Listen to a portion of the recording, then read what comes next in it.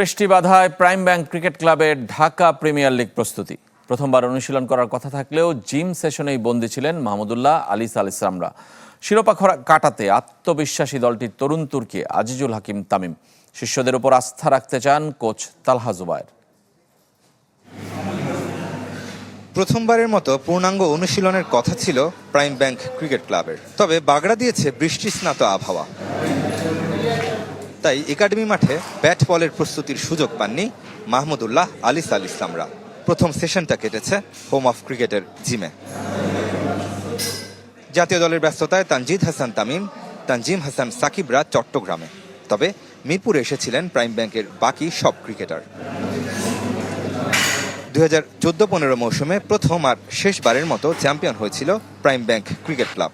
এরপর থেকে শিরোপা অধরা। শেষবার তো 5 আসরের মধ্যে সবচেয়ে বাজেভাবে মৌসুম শেষ করেছিল ব্যাংক দলটি, হয়েছিল সপ্তম। এবার সেই আক্ষেপ ঘুচানোর পালা।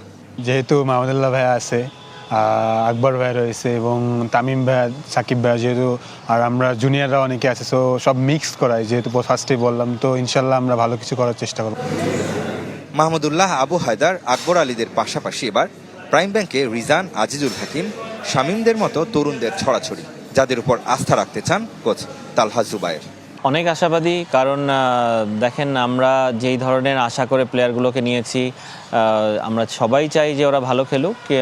অনেক সময় সিজন খারাপ যায় অনেকের, কিন্তু আই হোপ যে প্রত্যেকেই ভালো খেলবে যার যার নিজের জায়গা থেকে। আমার কোচিংয়ের একটা ফিলসফি হচ্ছে যে আমি ফ্রিডম দিতে পছন্দ করি, কাউকে যার ন্যাচারাল গেম থেকে বের হতে মানা করি। সো সবারই প্রত্যেকের ফ্রিডম আছে, যে যেভাবে খেলতে চায়।